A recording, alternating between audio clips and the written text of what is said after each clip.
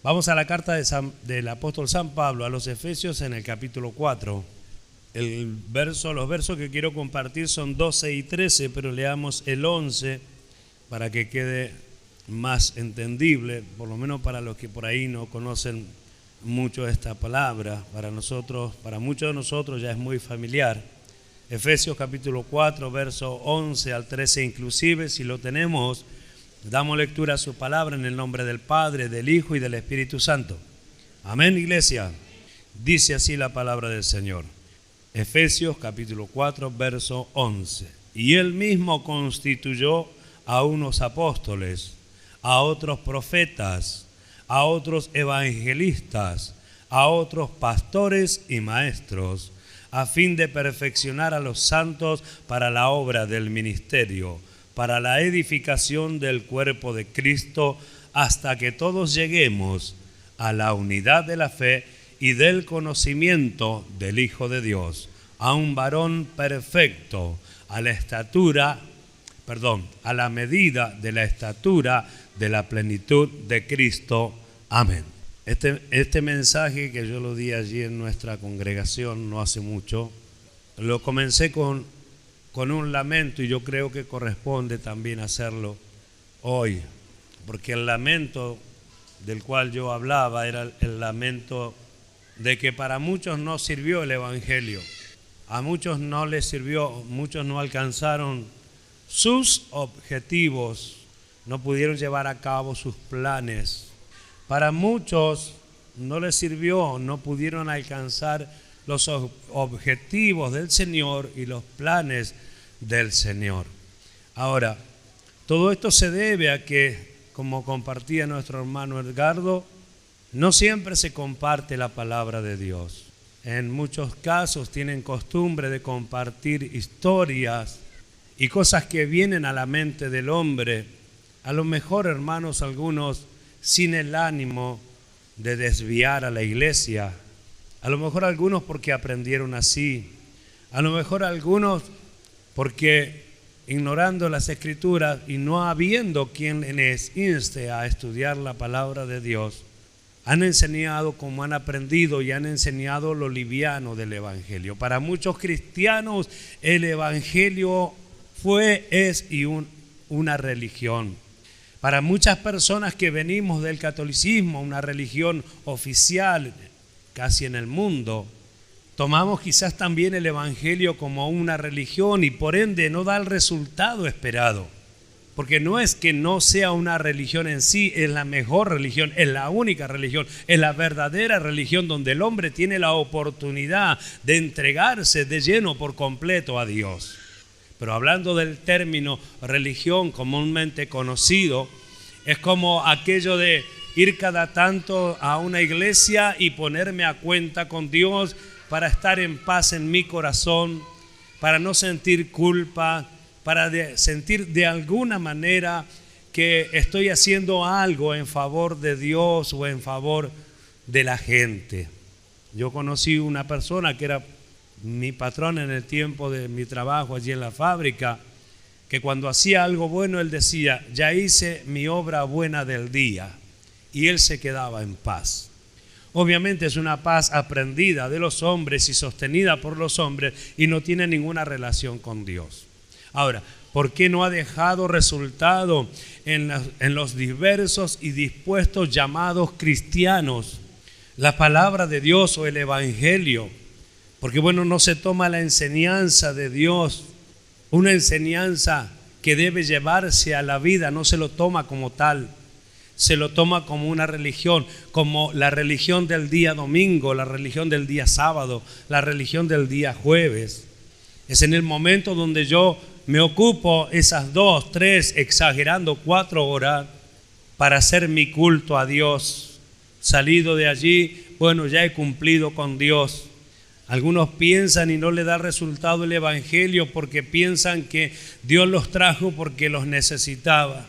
Y Dios no podía hacer nada con el Evangelio porque no llegabas tú o no llegaba tal o cual persona. Muchos de nosotros entramos a la iglesia con ese pensamiento erróneo, y sobre ese pensamiento trabajaron los hombres espirituales, debiéndonos enseñar la verdad, haciendo lo contrario, apoyando nuestros logros humanos, apoyando nuestras capacidades humanas y haciéndonos creer que éramos personas elegidas por Dios, que nos fuimos a dar vuelta por el mundo, perfeccionarnos en el mundo, en algún sistema o en alguna música o en alguna cosa, y Dios nos trajo para ser capaces ahora.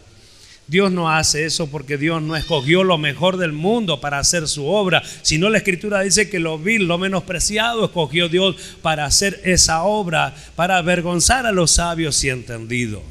Lo mínimo de Dios es mayor que los hombres. Lo más mínimo que se imagine de Dios es mayor que todos los hombres. Entonces, como es lógico, al no formar parte del plan de Dios, de la palabra de Dios, del evangelio en sí, no había resultados favorables más que la alegría de sentirme parte de algo o de poder participar en un lugar. Pero los resultados genuinos del evangelio no se lograron. Para muchos cristianos congregados de años no les sirvió el evangelio, porque no se tomó de esta forma como nosotros lo acabamos de leer, diciendo que Jesús constituyó 5 ministerios para perfeccionar a los santos para la obra del ministerio, hasta que todos lleguemos a la estatura de la medida de la plenitud de Cristo. Esto está hablando de un trabajo, pero está hablando de un trabajo que lleva un orden, está hablando de un trabajo que nace en Dios. Está hablando de un trabajo que depende de Jesucristo como Señor y cabeza de la iglesia. Y está hablando de un trabajo que Dios preparó, constituyó, ordenó, en que la cabeza daría la orden y todo lo demás funcionaría como un cuerpo perfecto, tal y como lo muestra el apóstol Pablo en varias de sus cartas. El ejemplo del cuerpo es algo que por ahí no alcanzamos a entender en su totalidad. Pero la armonía del cuerpo humano nosotros a veces tampoco la entendemos como para valorarla. Porque ¿cómo es que cuando usted se duerme no se olvida de respirar? ¿Cómo es que suceden esas cosas? ¿Cómo es que el corazón sigue funcionando? Nadie nos da cuerda, ¿entiende? Entonces son cosas que por ahí no nos ponemos a pensar porque tampoco tenemos la explicación. Y entonces seguimos avanzando y eso hace de que tampoco valoremos las cosas. Lo mismo pasa en las iglesias, en las congregaciones. No es el ánimo de criticar a otros. Ojalá todos leyeran la Biblia y otros fueran mejores que nosotros. ¿Por qué no? Mejores que nosotros. Dios quiera que fuera así. Así tenemos un lugar donde ir a aprender. Nadie puede hacerse dueño de la verdad. Nadie puede hacerse dueño del evangelio. Nadie tiene el monopolio del evangelio. Nadie tiene el monopolio de la verdad, solamente Dios. Por eso que el hombre debe venir a Dios para aprender. Por eso que el hombre que se separa de Cristo creyéndose algo, deja de ser alguien que ministra a Dios. Cualquiera que se separa de Jesucristo ya no puede ministrar con la gracia y la sabiduría que Dios le ha concedido. Puede leer la Biblia, puede hablar de temas específicos de la misma, puede hablar de historias de la Biblia, sí puede hacerlo. Pero perfeccionar a los santos, ese no es un trabajo de cualquier persona. Perfeccionar a los santos para la obra del ministerio no es un trabajo que se hace por leer la Biblia, no es un trabajo que se hace por conocer las historias de la Biblia. Es un trabajo que primero y principal nace en Cristo Jesús, porque Él es el que da el crecimiento, porque Él es el que hace que todo el cuerpo esté bien concertado y unido entre sí. Es Él, de Él, por Él, decía el pastor, de Él, por Él y para Él son todas las cosas. Y todos dijimos amén porque es la verdad. Entonces obviamente no les puede dar resultado algo que debiera dar un resultado. A veces pensamos que porque es la palabra de Dios y llega a nosotros con un conocimiento o un conocimiento tenemos de la palabra de Dios, ya fuera suficiente con ese conocimiento de que Dios nos abra el entendimiento y podamos explicar un montón de cosas. Que obviamente esto necesita un ejercicio, como hablábamos ayer, una práctica de vida, para luego entonces hablar con autoridad y hablar con responsabilidad y haber comprobado que el evangelio que se nos enseña, que se nos ministra, verdaderamente es una vida y no es una simple religión de día domingo. Si nosotros supiéramos que nuestra vida espiritual, y que más digo, que nuestra vida eterna depende de nuestro congregar y depende de nuestro crecimiento espiritual, yo creo que le daríamos mucho más importancia a los cultos y a la palabra de Dios de lo que hasta aquí le damos. Porque estamos tan persuadidos de que el conocimiento que tenemos de la salvación ya conquistada por Cristo ha ganado tanto nuestro corazón, que parece que no es importante llegar al culto temprano, no es importante estar atento al comienzo del culto, no es importante la oración de inicio de culto. Si no fuera importante, no se haría. La oración de inicio de culto es importante, como la oración final de culto es importante para que Dios guarde a todos aquellos que han sido congregados por Él. Siempre es importante. O sea que no es importante para aquel que no le da el valor. Entonces, obviamente, al no tomarlo como el libro de la vida, la palabra de Dios de la Biblia, el libro de la vida, en ella hemos de hallar toda enseñanza para nuestra vida espiritual. Escuche, en ella podemos hallar toda la enseñanza para nuestra vida personal y de hecho humana también, donde las familias se ordenan, los padres se ordenan, los hijos se ordenan, donde el orden de Dios por el poder de su Espíritu, por el conocimiento de la palabra de Dios comienza a reflejarse en el hogar y a mostrar entonces sí un cambio de vida real. Una transformación real, cosas que no suceden en todos lados. En algunos lugares, lamentablemente, como muchos hermanos han testificado, algunos de aquí, algunos de allí de San Miguel también. En aquel lugar no se exige, en aquel lugar vos podés ir como quiera, en realidad acá tampoco se exige, porque la mujer acá si quiere venir de pantalón, viene de pantalón, si quiere venir de pollera, viene de pollera. Ahora, cuando enseñamos lo que dice la palabra de Dios, si lo siente como una exigencia, es porque Dios se lo está exigiendo. Porque no hacemos más que comunicar y decir lo que estamos aprendiendo de la palabra de Dios. Estamos comunicando lo que ella dice y lo que Dios envió a escribir. Por eso, con toda alegría y libertad, nosotros recibimos a todas las personas que entran a su casa, porque creemos que Dios los trae. ¿Sí? Y no vamos a esperar un cambio espontáneo, instantáneo, sino que dejemos que Dios haga la obra, porque si fue tan paciente conmigo, con nosotros, con muchos de nosotros, también lo será con la persona que está llegando. Amén. Gloria al nombre de Cristo. Hasta que todos lleguemos a la unidad de la fe, es el tema que quiero tocar, y del conocimiento del Hijo de Dios, a un varón perfecto a la medida de la estatura de la plenitud de Cristo. En esta versión que tengo aquí se lee de esta forma: hasta que todos alcancemos la unidad en la fe y el conocimiento del Hijo de Dios y lleguemos a ser el hombre perfecto con esa madurez que no es menos que la plenitud de Cristo. Fíjese cómo lo dice, lo leo de nuevo. Hasta que todos alcancemos la unidad en la fe y el conocimiento del Hijo de Dios y lleguemos a ser el hombre perfecto con esa madurez que no es menos que la plenitud de Cristo. Mire cómo lo dice esta versión. Y como tenemos costumbre de quedarnos en algún pasaje de la Biblia o con algún pasaje de la Biblia, también pensamos que todo es así. Ya llegando el conocimiento de la palabra de Dios, llega absolutamente todo. Nosotros vemos en la Escritura que a los antiguos, dice el escritor a los hebreos, que recibieron las mismas buenas nuevas que nosotros, no les sirvió. ¿Escuchó? Dice, les sirvió las mismas buenas nuevas. Un mensaje de Dios, una buena noticia de Dios, una noticia de victoria como se usaba en los tiempos antiguos. Estaba siendo comunicado al pueblo de Israel, como fue comunicado a los hombres que irían a formar, hombres y mujeres que irían a formar parte de la iglesia, pero a no todos les sirvió. En el ejemplo de Israel dice, a ellos no les sirvió porque no fue acompañada de fe. O sea que se tomó la palabra como una palabra más y listo. A muchos de la iglesia que forman parte de la iglesia, a muchos de las congregaciones no les sirvió porque no fue acompañada de fe. La pregunta es, ¿cómo yo acompaño de fe o con fe la palabra de Dios? Y lo dijo el pastor, creo que fue en esta misma reunión, obedeciendo a la fe.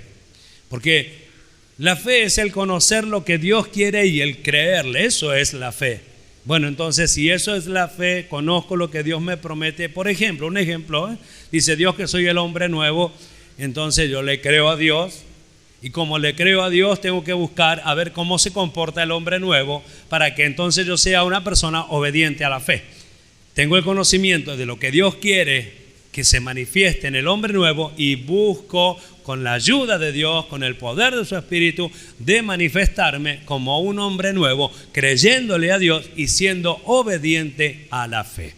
Esa es la manera práctica y lógica de llevar adelante el conocimiento que tenemos por medio de la fe. Jesús en su oración del capítulo 17 de San Juan y en el verso 22 dice: la gloria que me diste yo les he dado para que sean uno, así como nosotros somos uno. En el verso 23 dice: yo en ellos, tú en mí, para que sean perfectos en unidad. Perfectos en unidad literalmente significa logros o figurativamente consumar. Entonces, ¿qué está diciendo acá? Nosotros tomamos este pasaje y dice: la gloria que tú me diste yo se la he dado. Nosotros lo damos como un hecho. Y si bien es cierto que lo compartió, porque todo lo que pasamos por las aguas del bautismo ha sucedido que el Espíritu Santo vino a morar a nosotros, ¿verdad? Así que tenemos el Espíritu Santo de Dios, la gloria que Él estaba. Cuando Él le dijo: mire, si yo me voy, a ustedes les conviene, porque si yo no me fuere, no podría enviar el Consolador. El Consolador era el Espíritu Santo. Como muchas veces se explicó, Jesús andaba de un lugar a la vez visitando a la gente, a las personas, pero enviando el Espíritu Santo estaría sobre toda persona y en todo lugar. Entonces, si a ustedes les conviene que yo me vaya, porque si yo me voy, enviaré del Padre la promesa, el Espíritu Santo, y vendrá a todos ustedes.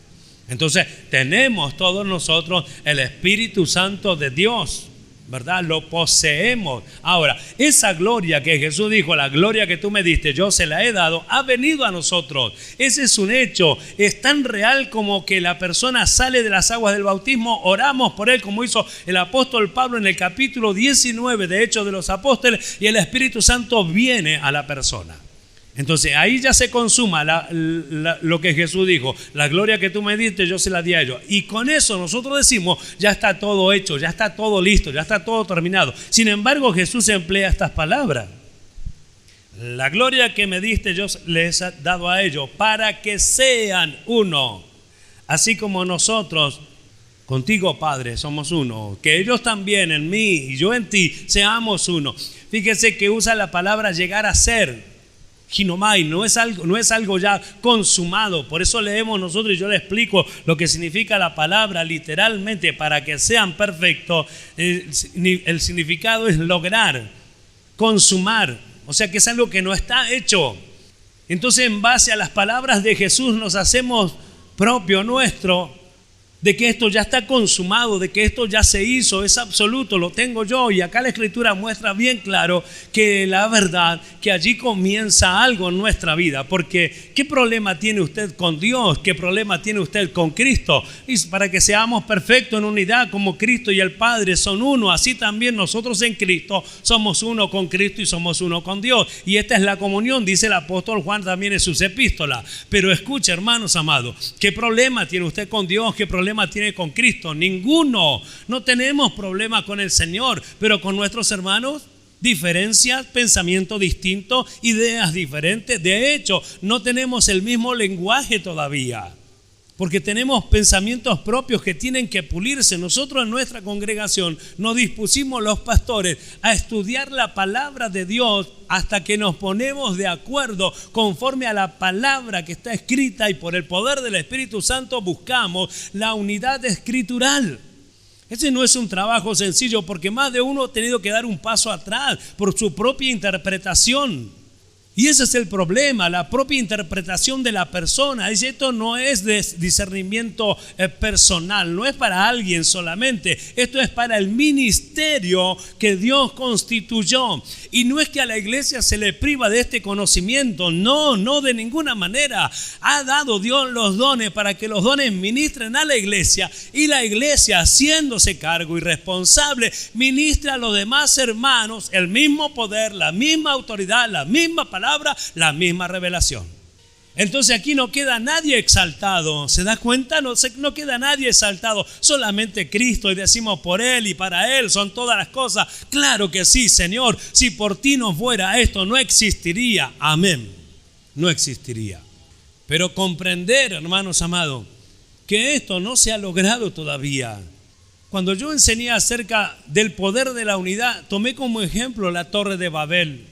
La Torre de Babel fue algo tan poderoso, hermano. La gente, la unidad que hubo en ese tiempo, en ese lugar, fue tan poderoso que Dios mismo exclamó diciendo, nada los hará desistir. Escuche, no lo dijo un hombre, no lo dijo un ángel, no lo dijo un arcángel, alguien mayor. Lo dijo Dios. Nada les hará desistir, capítulo 11 de Génesis, nada les hará desistir. Vayamos pues y confundamos sus lenguas. ¿Quién tuvo que intervenir? Dios con el poder de su espíritu. Dios con su poder tuvo que intervenir y confundir las lenguas. Y allí, salió lo que hasta hoy conocemos como diversos tipos de lenguas. Pero mire, yo quiero que veamos el poder de la unidad. Lo que es tener un mismo lenguaje y un mismo pensamiento, un mismo sentir, una misma idea, un mismo propósito. Ahora la pregunta es, el propósito que Dios tiene para los pastores, cristianamente hablando, ¿no es el mismo propósito que tiene para con cada uno de los hermanos de la congregación? Usted responda. Lo digo de nuevo. ¿No es el mismo reclamo de parte de Dios, la misma exigencia de parte de Dios para un pastor como para un hermano de la congregación? ¿No es la misma exigencia? ¿No es el mismo conocimiento? Porque ¿a quién se priva del conocimiento que está en la Biblia? A nadie. El que desconoce voluntariamente, no porque no se le dé la oportunidad. Aquellas congregaciones que se mueven conforme al poder de Dios y a lo establecido por Dios, esas congregaciones buscan de poder ministrar la palabra en el Espíritu conforme al orden de Dios. ¿Por qué? Porque queremos hacer la voluntad de Dios y queremos que la iglesia, los hermanos, los congregados progresen espiritualmente y no sean llevados por todo viento de doctrina. Por eso esto no es algo que ya está hecho. Por eso que Pablo dice, hasta que todos lleguemos a la unidad de la fe. En esto estamos todos unidos. Ese es nuestro pensamiento. Porque no todos creemos lo mismo. De repente leemos una palabra que a lo mejor nunca leímos. Tenemos una interpretación por ahí personal. Y se nos produce una idea. Y ya para nosotros por ahí es así. Y la otra persona entiende otra cosa. ¿Y qué hay que hacer en esos casos? Unirse, porque en Dios no hay confusión. Unirse para hablar todos un mismo lenguaje. Miremos un contraste en el capítulo 4 de la misma carta a los Efesios y el verso 3. Un contraste a lo que estoy diciendo. En el verso 13 nosotros leemos hasta que todos lleguemos a la unidad de la fe. Y en el verso 3, ¿qué dice? Solícitos en guardar la unidad del Espíritu en el vínculo de la paz. ¿Lo dice? ¿Vio, hermano? Entonces acá está diciendo dos cosas. Acá dice que estemos solícitos en guardar lo que ya existe. Y acá nos dice que luchemos, trabajemos para lograr esa unidad. Entonces, solícitos en guardar la unidad del Espíritu. ¿Por qué? Como explicábamos días atrás y explicamos siempre, nosotros fuimos inmersos en el cuerpo por un mismo espíritu. Eso sucedió, repito, insisto, en el bautismo. Cuando la persona es bautizada, sale de las aguas, viene el espíritu. Ese espíritu lo inmerse, lo introduce en el cuerpo de Cristo, haciendo toda una unidad. Así que por el espíritu tenemos vida, por el espíritu somos la iglesia, por el espíritu estamos unidos. Entonces, ¿qué nos dice el apóstol Pablo? Solícitos en guardar esa unidad. ¿Por qué tiene que decir esto si esto ya ha sucedido? Porque los hermanos se pelean entre sí. Porque aunque son de un mismo espíritu y debieran estar juntos y de acuerdo en todas las cosas, se pelean entre sí. La diferencia nace en aquellos pensamientos que son diferentes uno de otro, ideas, su propia justicia muchas veces. Entonces Pablo les enseña que deben estar solícitos en guardar la unidad del Espíritu en el vínculo de la paz. Describe, oiga y preste atención, relaciones armónicas entre las personas. Lo leo de nuevo. Solícitos en guardar la unidad del Espíritu en el vínculo de la paz. Describe relaciones armónicas entre personas. ¿Vio? Entonces, si describe relaciones armónicas entre personas, el vínculo de la paz, ese es el motivo por el cual a veces no hay paz.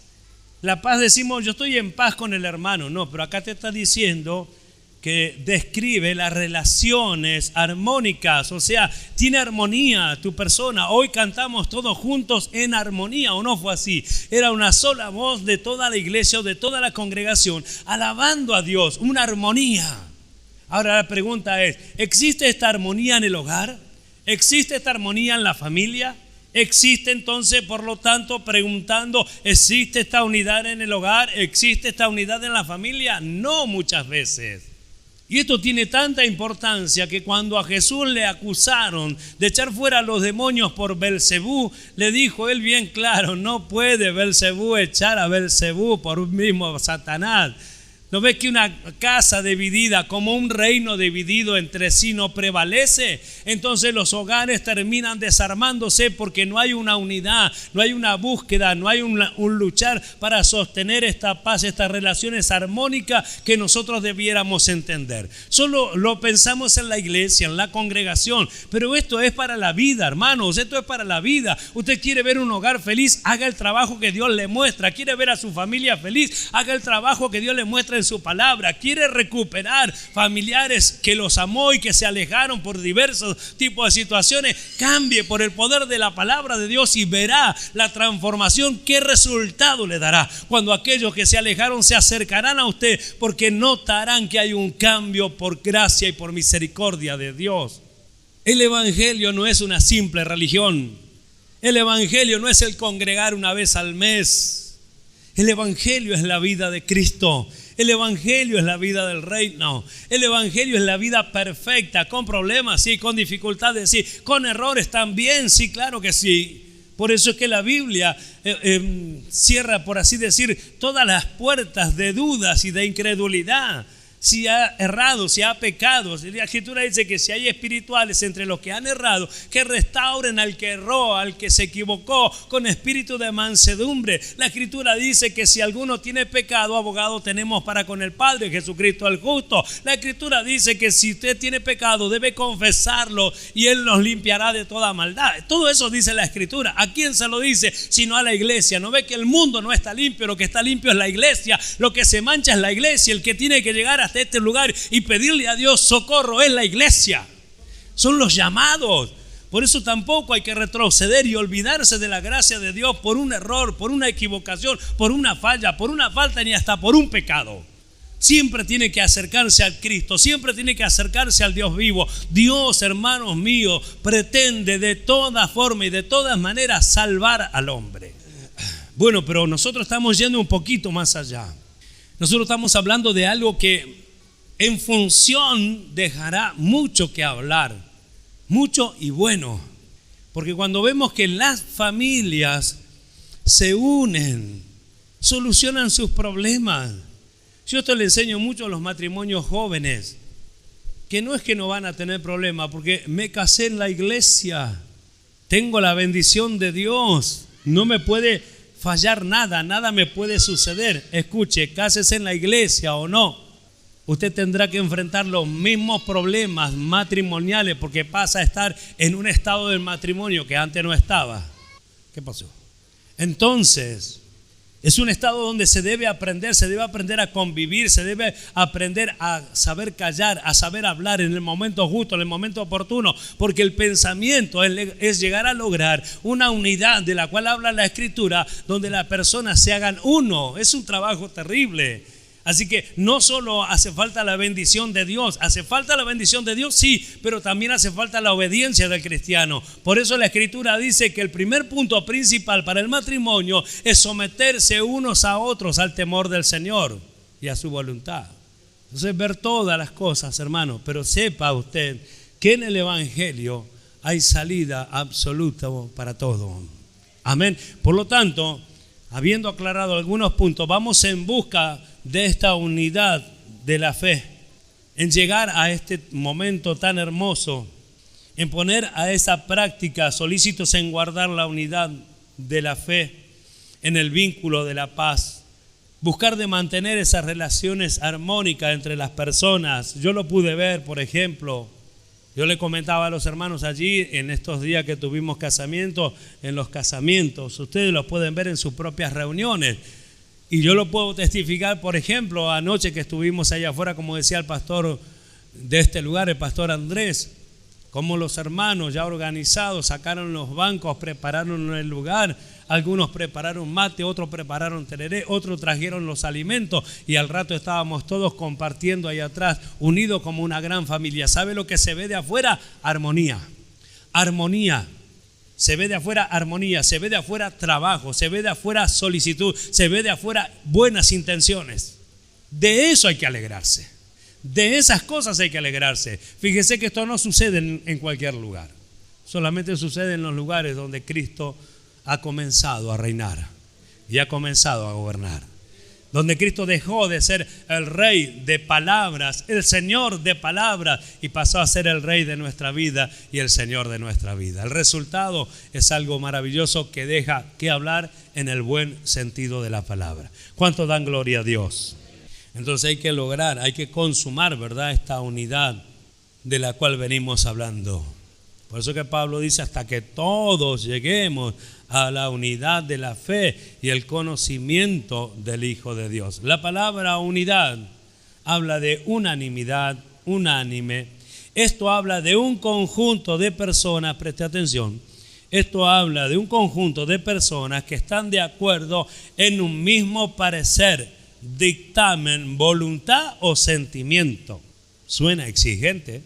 Así que unánime, unanimidad, habla de un conjunto de personas, o sea que esto no es algo que se pueda hacer solo, de un conjunto de personas que están de acuerdo en un mismo parecer, dictamen, voluntad o sentimiento. Pablo le escribe a los hermanos de Corintio, o a los Corintos, como dicen bien clara la palabra de Dios. En el capítulo 1 de esa primera carta y el verso 10, os ruego pues, hermanos, por el nombre de nuestro Señor Jesucristo, que habléis todos una misma cosa y que no haya entre vosotros divisiones, sino que estéis perfectamente unidos en una misma mente y en un mismo parecer. ¿Lo leyó? ¿Vio? Estéis, dice, perfectamente unidos en una misma mente, en un mismo parecer. Esto no se logra así nomás. No se logra así nomás. Esto se logra por el poder de Dios y por la obediencia a su palabra. El tema es, ¿cómo hacemos nosotros para lograr esto? Para hablar todos una misma cosa. En los antiguos de la Torre de Babel no había problema, todos tenían un mismo lenguaje. Si yo miro la escritura, diría, no tendríamos que tener problemas porque el lenguaje que debiéramos usar es el de la Biblia. Pero como la Biblia también debe interpretarse por el poder del Espíritu Santo y tiene que venir a los que poseen el Espíritu Santo la revelación de la palabra de Dios, porque la palabra se va a entender espiritualmente, justamente. Al no suceder esto o al no ocuparnos de esta forma, obviamente hay diferentes tipos de interpretaciones de la misma palabra de Dios, de la misma escritura. Entonces, ¿qué tenemos que hacer? Más allá, obviamente, de que la fuente tiene que ser la misma, para que tú y yo hablemos lo mismo, para que con el pastor Andrés hablemos lo mismo, la fuente tiene que ser la misma. En este caso, la fuente de información, la fuente de donde se saca toda información. En nuestro caso, la fuente de donde sacamos la información es la Biblia, la palabra de Dios. En el caso de toda la iglesia, ¿de dónde debe sacar? ¿De dónde debe provenir? ¿Cuál es la fuente de ese hablar un mismo lenguaje? La palabra de Dios. De hecho, es lo más seguro. Porque yo le puedo estar predicando esta palabra y usted podría estar indagando en la Escritura, y de hecho yo creo que debe hacerlo con responsabilidad para ver si lo que se le está hablando realmente pertenece a la palabra de Dios. Esto no es algo injusto. Según la Escritura dice que los de Berea eran más justos por hacer esto. ¿Qué hacían ellos? Indagaban en la Escritura a ver si lo que se les estaba enseñando era conforme a la palabra de Dios. Más nobles. Fíjese, entonces no es pecado que cuando yo le ministre la palabra o su propio pastor ministre la palabra, es más, él le va a pedir que lo haga, nosotros le pedimos que lo haga. Indague en la Escritura, siga con nosotros la Escritura, compruebe que lo que le estamos hablando está en la palabra de Dios. No se deje engañar por fábulas y cuentos de viejas, eso enseña la misma palabra de Dios. Basta de cuentos de viejas, basta de fábulas, vamos a la palabra de Dios, nada de historia, la palabra de Dios, que es la que tiene poder para transformar nuestra vida. La palabra de Dios, que son espíritu y son vida. La palabra de Dios que penetra hasta partir el alma y el espíritu. La palabra de Dios. Eso hará que nosotros no nos equivoquemos más, porque a veces nuestras decisiones son en base a nuestros pensamientos, y nuestros pensamientos no son en base a la palabra de Dios. Entonces hace que yo piense diferente, me ponga en desacuerdo con el lugar y me vaya. Pero si es conforme a la palabra de Dios, yo lo que entiendo que debe unirme cada vez más. Debe unirme más a mi hermano, debe unirme más al ministerio, debe unirme más al pastor. Seguramente que sí. No puede separar la palabra de Dios, no puede separar la palabra de Dios. Ha de unir, y es lo que va a hacer. Ahora, ¿por qué lo tiene que escribir? Solícitos en guardar. ¿Por qué tiene que escribir? Hasta que todos lleguemos a la unidad de la fe y del conocimiento del Hijo de Dios. Porque es algo que se debe buscar. Y ustedes tienen oportunidad 3 veces por semana de estar ante la palabra de Dios e indagar en las Escrituras. Y no tiene que descansarse, que total el que está acá le va a leer la Biblia, le puede leer cualquier cosa. Pero usted tiene que tener su Biblia y mirar en la Biblia a ver si es cierto. No la sé usar, tranquilo que con el tiempo va a aprender. Todos llegamos con ese mismo desconocimiento de la Escritura, de la palabra de Dios. Muchos de nosotros no sabíamos dónde estaban los libros de la Biblia. Pero tuvimos que aprender, y Dios en su misericordia nos enseñó, ¿verdad? ¿Por qué tiene que ser la fuente de información la palabra de Dios? La fuente de conocimiento. Porque Jesús le dijo a Nicodemo, cuando ya le habló, de hecho le habló acerca del reino de Dios, que si no nace de nuevo no puede verlo. Y si no nace de nuevo, capítulo 3 de San Juan, si no nace de nuevo no puede entrar en el reino de Dios. Si no nace de agua y del Espíritu no puede entrar en el reino de Dios. Él le dice, lo que sabemos, eso hablamos. Fíjese, lo que sabemos, eso hablamos. Cuando alguien habla de la palabra de Dios y de repente yo no tengo mucho conocimiento, me quedo callado, obviamente escuchando, porque no tengo conocimiento. Pero tocaron un tema que por ahí yo sé, y entonces sí yo comienzo a hablar. ¿Qué quiere decir eso? Que lo que sabemos, eso hablamos. Entonces sería bueno que todos sepamos la palabra de Dios, para que cuando alguien hable algo de la palabra de Dios, todos podamos opinar sanamente, para que todos vayamos creciendo en este conocimiento. Ese es el propósito de Dios. ¿No ve que termina en el trabajo de toda la iglesia? Esto no queda en los ministros, como nosotros lo leímos, y vamos luego a terminar esto. De cierto te digo, le dijo Jesús, que lo que sabemos hablamos, y lo que hemos visto testificamos. Entonces la pregunta es, ¿de dónde procede nuestro conocimiento? Porque muchas veces nuestro conocimiento procede, hermanos amados, de un conocimiento humano, de algo, o de una experiencia, o de algo que alguien me enseñó, me dijo. A veces, hermanos, oír algo de alguien, a nosotros nos ha pasado.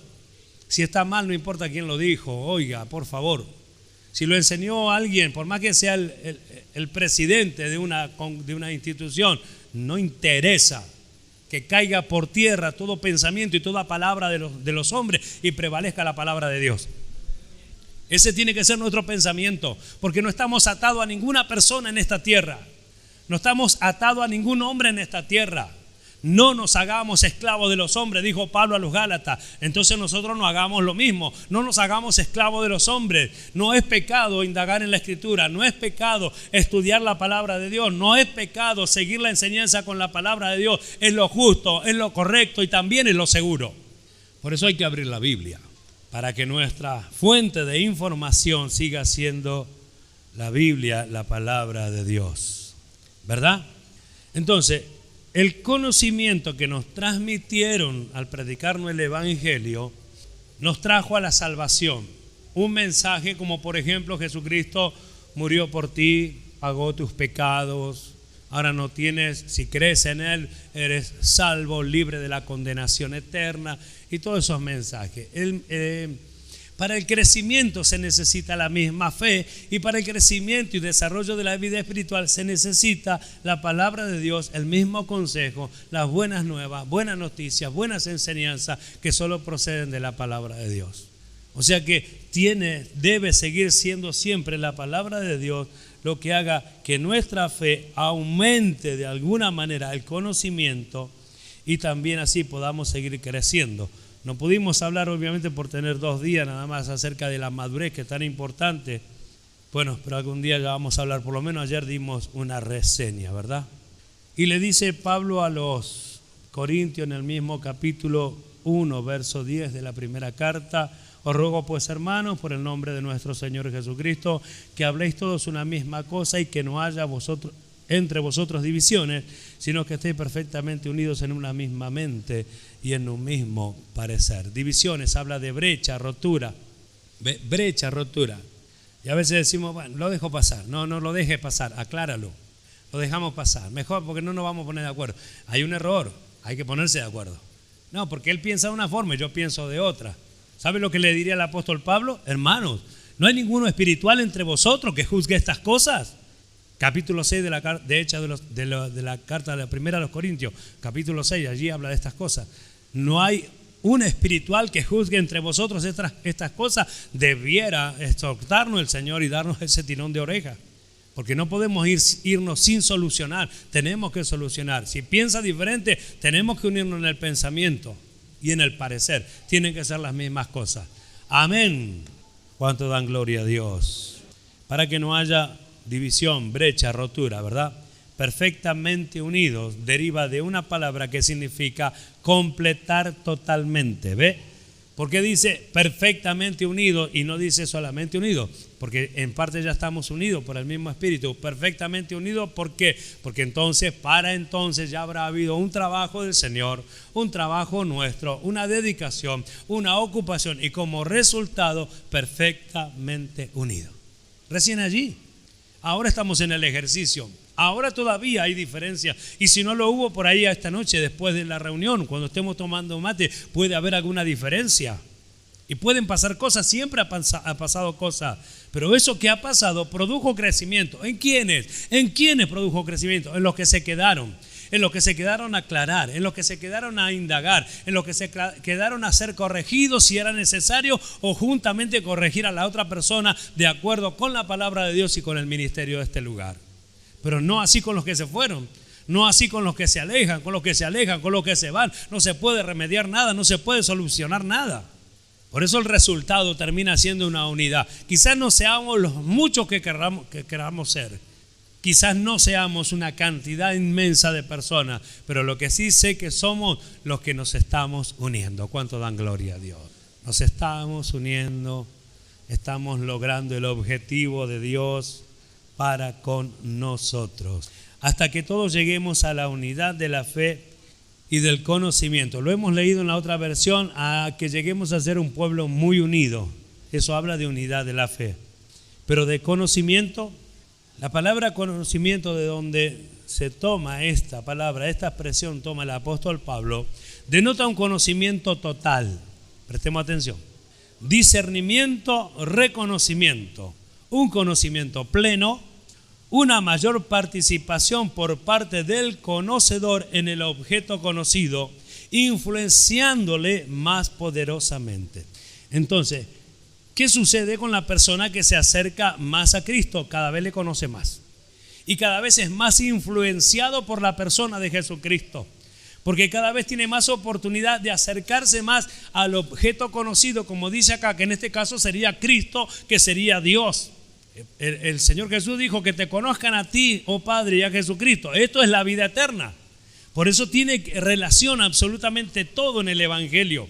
Y nosotros debemos acercarnos a Cristo. Ahora, ¿quiénes pueden acercarse a Cristo? ¿Todas las personas en todo el mundo? No. Aquellos que fueron rescatados, aquellos que eran lejanos y fueron hechos cercanos por el sacrificio de Cristo, ahora tienen una amplia entrada al trono de la gracia y puede acercarse y conocer cada vez más acerca de Jesucristo. Cuando usted nació de nuevo, cuando usted salió de las aguas del bautismo, pasó a poseer el poderoso Espíritu Santo de Dios, por medio del cual Él le hará entender todos los misterios que están escritos en la palabra de Dios. Que dice la Escritura: misterios que tuvieron oculto por ti siglos y edades, pero que ahora le ha placido a Dios revelárselo a sus santos.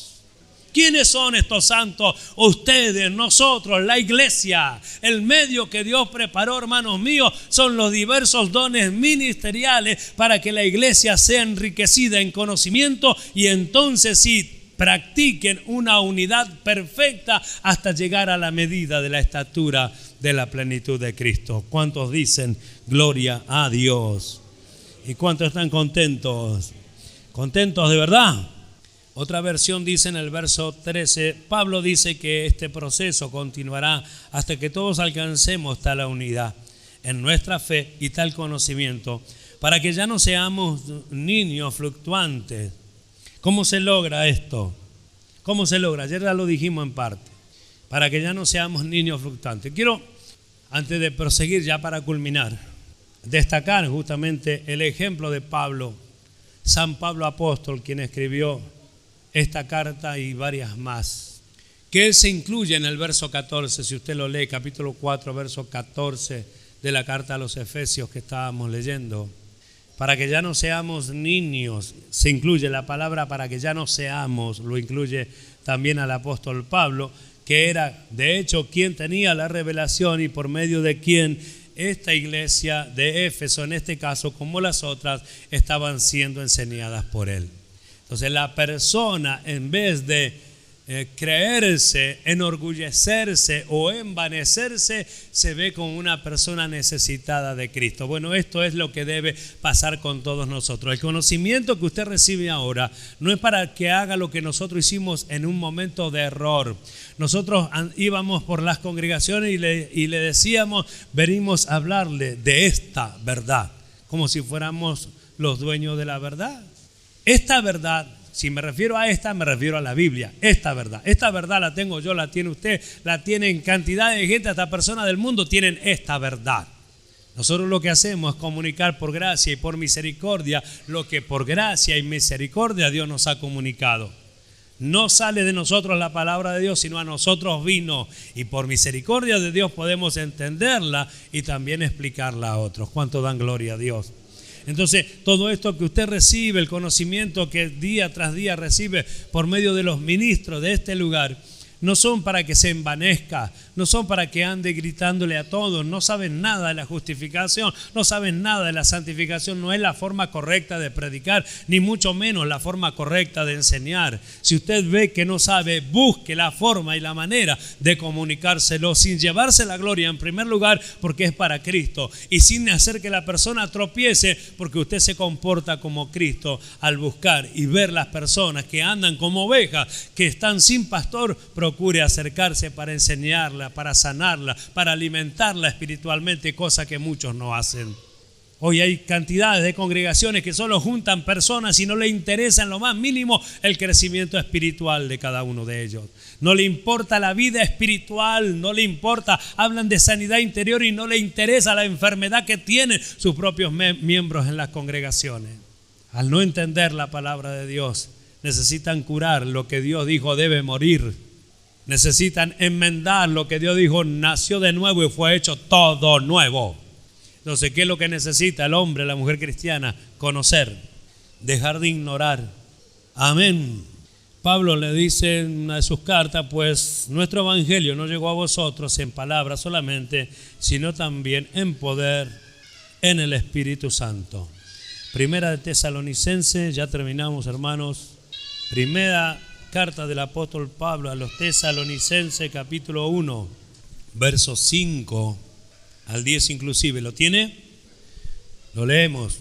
Dice: pues nuestro evangelio no llegó a vosotros en palabras solamente, sino también en poder, en el Espíritu Santo y en plena certidumbre, como bien sabéis cuáles fuimos entre vosotros por amor de vosotros. Y vosotros vinisteis a ser imitadores de nosotros y del Señor, recibiendo la palabra en medio de gran tribulación, con gozo en el Espíritu Santo. De tal manera que habéis sido ejemplo a todos los de Macedonia y Acaya que han creído. Porque partiendo de vosotros ha sido divulgada la palabra del Señor, no solo en Macedonia y Acaya, sino que también aquí, en todo lugar, vuestra fe en Dios se ha extendido. De modo que nosotros no tenemos necesidad de hablar nada, porque ellos mismos cuentan de nosotros la manera en que nos recibisteis y cómo os convertisteis de los ídolos a Dios para servir al Dios vivo y verdadero. Y esperar de los cielos a su Hijo, al cual resucitó de los muertos, a Jesús, quien nos libra de la ira venidera. ¿Ve? Esta es la forma de predicar, la forma de enseñar, no la forma errónea, haz lo que yo digo y no lo que yo hago. No, Pablo decía todo lo contrario. Y en una oportunidad dijo: os ruego que me imitéis. Mire la seguridad que tenía el apóstol Pablo. Mire la seguridad, la certeza, no solo de quién era, sino de lo que estaba haciendo. Colosenses capítulo 1 y terminamos. Gloria a Dios. Capítulo 1 de Colosenses, vamos directamente al verso 28 y 29 para que usted vea o todos veamos el propósito de Dios. A quien anunciamos, dice Pablo en el verso 28, hablando de Cristo, amonestando a todo hombre, lo tiene, ¿verdad? Y enseñando a todo hombre en toda sabiduría, a fin de presentar perfectos en Cristo Jesús, ¿a quiénes? A todo hombre. ¿Ve cómo lo dice? Presentar perfectos en Cristo Jesús a todo hombre. Por lo cual también trabajo luchando según la potencia de Él, la cual actúa poderosamente en mí. Entonces, ¿qué decimos nosotros al respecto? Vamos a llegar nosotros a la unidad de la fe y el conocimiento del Hijo de Dios, a un varón perfecto, a la medida de la estatura de la plenitud de Cristo, verso 14, 4:14 de Efesios, para que ya no seamos niños fluctuantes llevados por doquiera de todo viento de doctrina, por estratagemas de hombres que para engañar emplean con astucia las artimañas del error, sino que siguiendo la verdad en amor, esta es la forma de crecer, esta es la forma de seguir desarrollándonos, sino que siguiendo la verdad en amor, crezcamos en todo en aquel que es la cabeza, esto es Cristo, de quien todo el cuerpo bien concertado y unido entre sí por todas las coyunturas que se ayudan mutuamente, según la actividad propia de cada miembro, recibe su crecimiento para ir edificándose en amor. Entonces mire hasta dónde tiene que llegar. ¿Hasta dónde tiene que llegar? ¿Cómo llega?